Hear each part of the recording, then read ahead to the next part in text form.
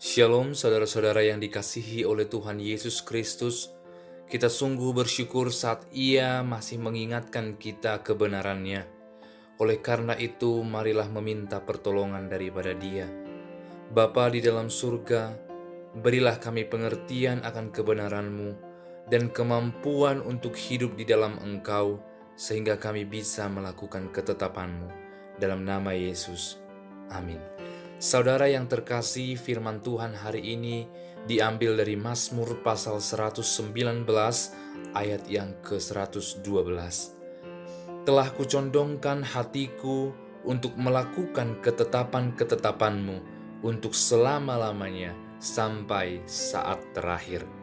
Saudara yang terkasih, begitu mudahnya kita mengajari orang untuk mereka dapat melakukan yang terbaik.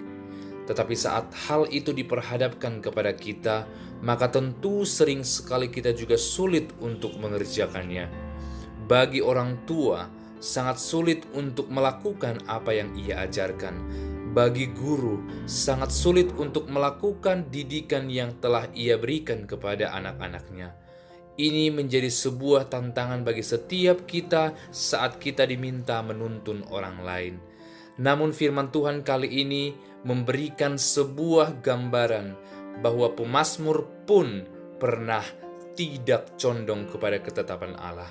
Sehingga ketika kita membaca ayat ke-112 ini, ia berkata, telah kucondongkan. Kata telah berarti ada kata lawan sebelum ia menyebutkan kata telah. Berarti telah kucondongkan, berarti ada saat di mana ia tidak mencondongkan hatinya. Ketika pemazmur berkata ia mencondongkan hatinya kepada ketetapan Allah, artinya ada kesadaran dalam hatinya bahwa ketetapan Allah adalah yang terbaik. Kini ia sadar bahwa ketetapan-ketetapan hatinya, dirinya sendiri, tidak lagi tepat, sehingga ia berbalik kepada ketetapan Allah. Oleh karena itu condong kepada ketetapan Allah. Karena apa? Karena ia sadar bahwa kasih Allah begitu luar biasa. Ia sadar bahwa firman Allah itu benar-benar menjadi pelita dalam hidupnya. Ketika kita membaca ayat-ayat sebelumnya, kesadaran seseorang pasti didasarkan kepada kesadarannya akan firman Allah. Ketika seseorang sadar firman Allah itu adalah benar, maka perlahan-lahan ia akan mengerjakan yang terbaik bagi Allah. Apakah kita sudah percaya kepada firman Tuhan? Ketika kita sudah percaya dan sadar akan kasih Allah, maka saatnya sekarang kita mencondongkan hati kita, mengubah arah hidup kita kepada ketetapan Allah. Banyak orang yang mengerti baik, banyak orang mengerti bagaimana cara melakukan yang benar, tetapi hanya sedikit orang yang mau hidup untuk melakukan yang benar itu. Kesadaran tidaklah cukup. Perbuatan tanpa kebenaran pun tidaklah cukup. Oleh karena itu saat kita menyadari, maka kita perlahan-lahan hidup dalam kebenaran Tuhan, sehingga kita dapat melakukan yang terbaik untuk mengerjakan ketetapan Tuhan. Maukah kita mencondongkan hati kita? Bukan untuk sementara waktu, firman Tuhan yang kita baca tadi, tetapi untuk selama-lamanya, bahkan ditegaskan sampai saat terakhir. Saudara yang terkasih, saat kita mengambil komitmen untuk mencondongkan hati kita kepada ketetapan Allah dan terus berjuang untuk melakukan yang terbaik bagi Tuhan, maka kita harus berkomitmen sampai akhir hidup kita tidak akan pernah meninggalkan Tuhan. Bagaimana seseorang dapat mencondongkan hatinya kepada Tuhan?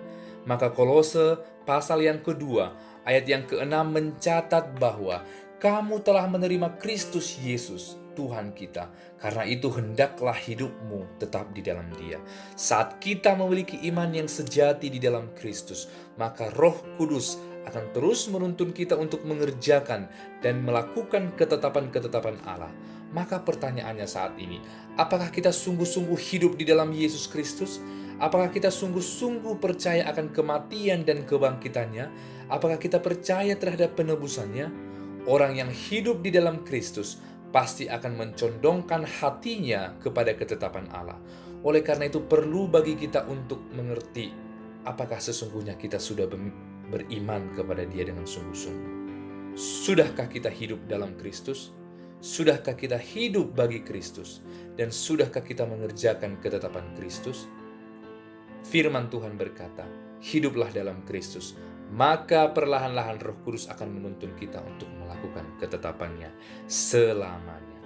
Hiduplah bagi Kristus. Amin.